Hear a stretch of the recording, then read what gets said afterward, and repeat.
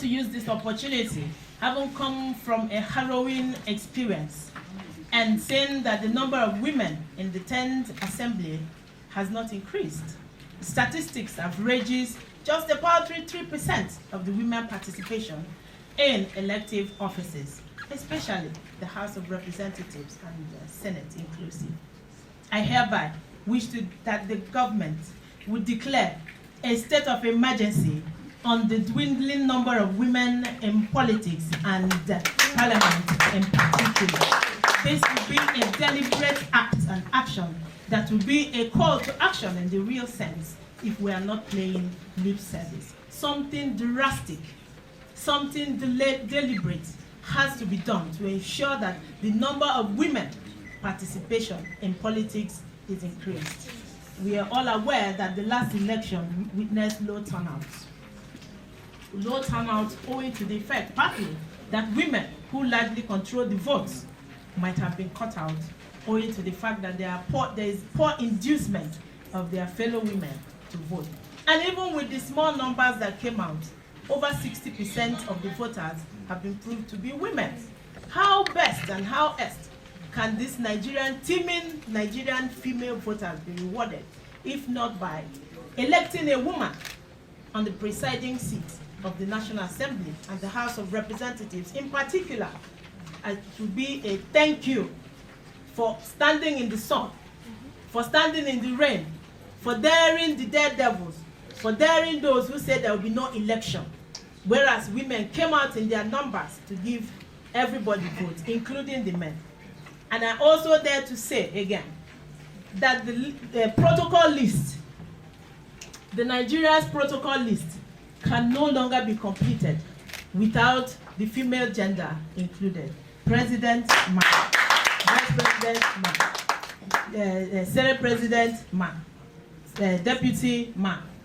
Speaker, woman. Deputy Speaker, man. It is imperative that we, at this point, imbibe an alternate gender position for effective administration of the National Assembly. I am well qualified. I have gathered the requisite experiences.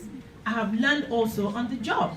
And I have observed the loopholes and have preferred this 7-point agenda as a cure and as a starting point to rejig the National Assembly and put it in tune with the realities of our time, and give an opportunity for Nigerians to have a house which can be called as the house for the Nigerian people.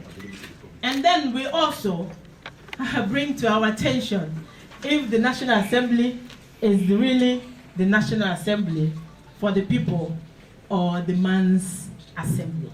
Is it a man's assembly or a nation's assembly? What we have today, is it a National Assembly? No.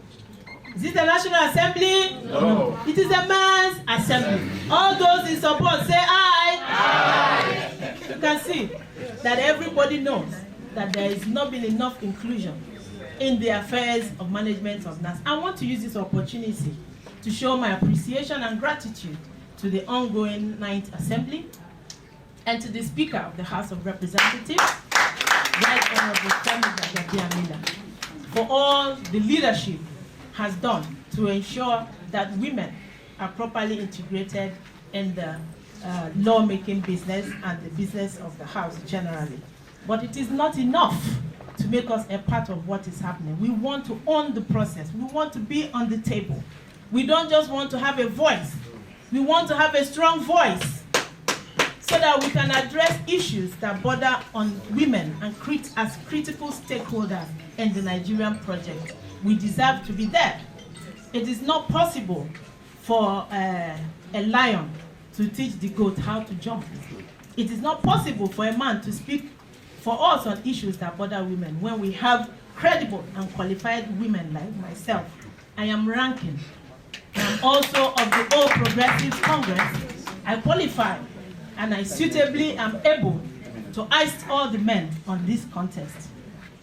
And like you are aware, in almost all, about 90 positions of this country, the men have dominated it. Ceding this one position to me will be a way of proving that we are running an inclusive government. And I use this opportunity to call on my other co-contestants, my male contestants, to consider the love and the care Nigerian voters have shown to them.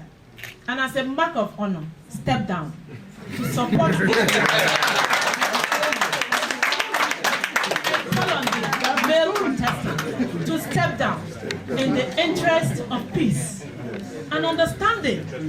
If Nigeria and our democracy has to advance, my candidature has to be pushed, and the support could come from my fellow contestants. This appeal I make passionately and with all sense of humility. As a mother, I would better have the ability to unite the house.